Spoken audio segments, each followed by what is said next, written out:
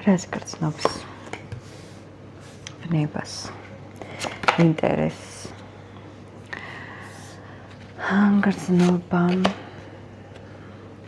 გრძნობაში ბოლომდე მაინც არ უწყდება საკუთარ თავს და ყოველთვის ცდილობს რომ დაემალოს ამ გრძნობებს და ძალიან ცოტა გამოამჟღავნოს. მთლიანობაში მაინც ვიტყოდი რომ საკუთარ თავთანაც არ არის გულწრფელი ამ ურთიერთობასთან დაკავშირებით.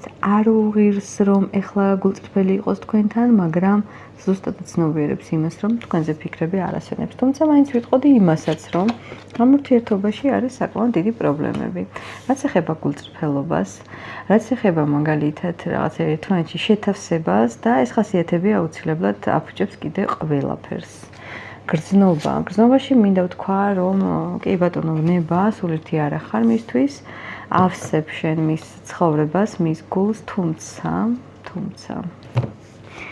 აქ მაინც ვერ დავაიგნორებთ იმ ფაქტს, რომ მეტი გულწრფელობა და მეტი სიტყვები არის ურთიერთობაში საჭირო, ზოგადად სიტყვაზე მეტად საქმე უნდა იყოს, მაგრამ ამას სიტყვაც უჭირს. ამიტომ